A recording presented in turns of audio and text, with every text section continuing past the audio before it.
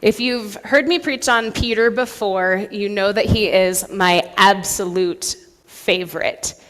I was talking with Ethan about what I was going to talk about today, and I got to wax eloquent about why I think Peter is so cool.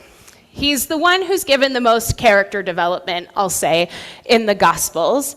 And we know about his primary importance in the history of the church. He became the rock that Christ built the church on.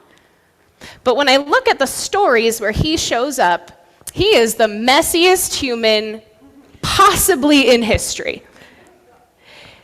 He's rash, he's angry, he pops off without thinking, and he is not afraid to take leaps of faith. And according to the gospel accounts, he's also not afraid to say when he's wrong. Our former associate conference minister, Reverend Dr. Anthony Scott, called Peter the cussin' and cuttin' saint. And when I think about what it means to live a life of faith, when I think about my internal messiness, my rashness, the times where I leap before I look, the times when my temper gets away from me, I find myself in Peter. And if that guy can be the person that Jesus entrusted everything that Jesus held dear, okay, he's a mess. So I can be a mess a little bit too.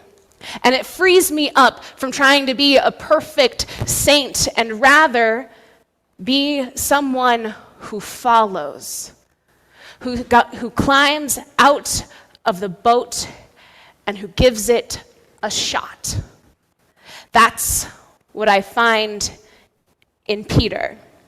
Now, since I was in seminary, I have been looking for someone to use this text as a baptism text, right? We often look at this text, or the collection of baptismal texts as Jesus's baptisms, or the story of John the Baptist, But this one, for me, I think actually captures what it means to be baptized. Now, you know that I grew up in a tradition that only baptized children, and I had a time away from the church, and when I came back, I wanted to be re-baptized like Peter, to say, hey, my life is a mess, and I know I'm being called into something larger than myself, and I want to leap out of the boat, and I want to choose that, and I think that is what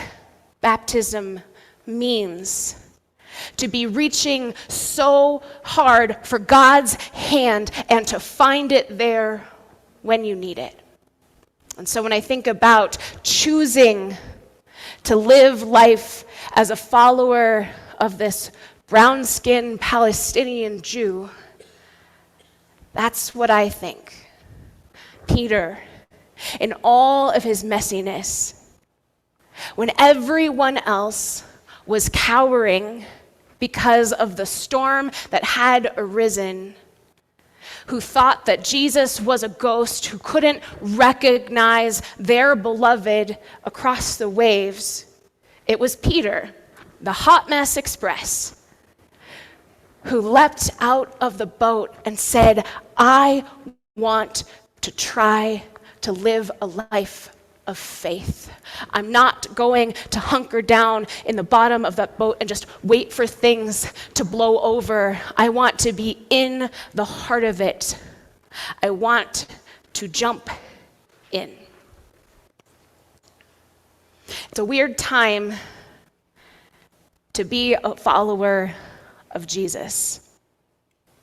News broke this weekend that there are those of our siblings of faith who take the Sermon on the Mount and call it liberal propaganda. The very teachings of our teacher are being rooted out of our shared sacred text because they do not support a very particular worldview. But when people ask me why I am the way that I am, why I embody my faith the way that I do, I point to Peter and I point to the Gospel of Matthew.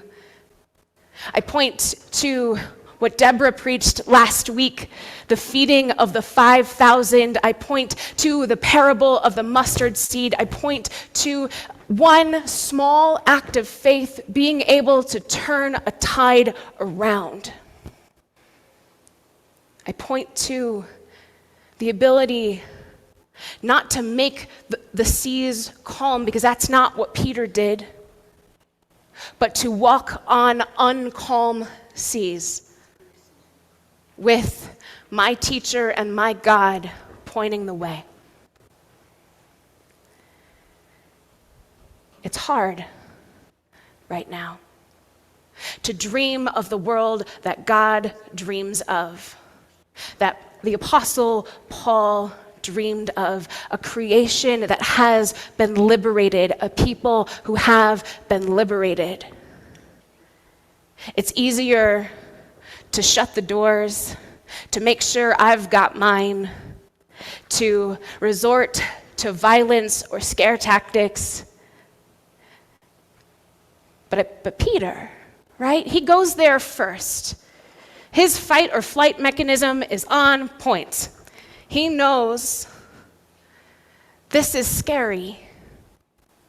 And sometimes he chooses faith, and sometimes he chooses fear, but he's aware of the choice. And in this scripture, he chooses faith. And Jesus is there to meet him. And so I always wonder, in these characters that wind up being pretty one-dimensional in Scripture, what was going on in their body, right? I know what it's like to be afraid. I know what it's like to have fear twist up my stomach. I know what it's like not to be able to breathe, to choose a deep breath, that I can tell my body it's okay. And then I can make the choice to take a risk, to love someone that the society has deemed unlovable, to work for a world that is just and kind and loving and good, even if it puts my body at risk. This is faithfully following Jesus out of the boat. We're not just closing all the doors and hiding in the basement and hoping that things will be better, that the storm will go away. The storm is here.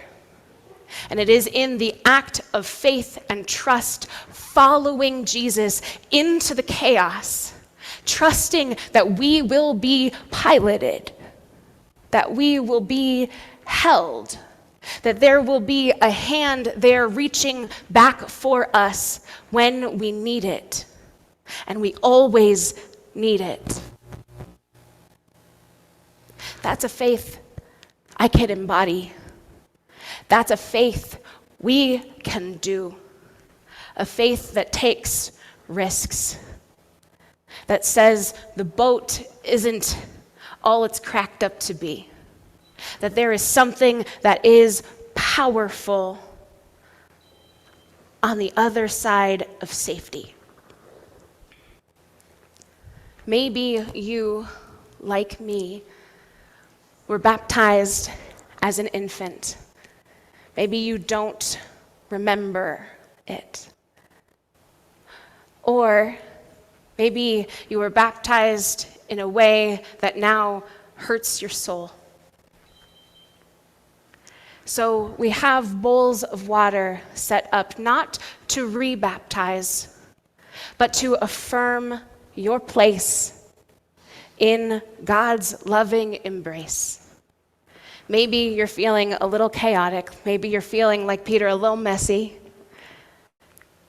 Maybe you need a reminder that you are beloved, that God is reaching back for you just as you are reaching for God. And so in this quiet time.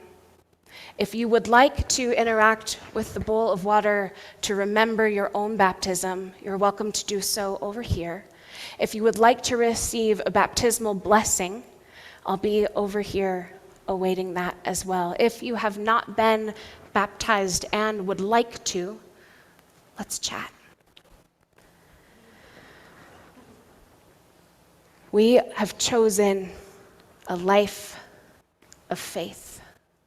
Faith that asks us to get out of the boat, to refuse to hide, to be in the chaos, trusting that we will be held. So may we remember that promise today.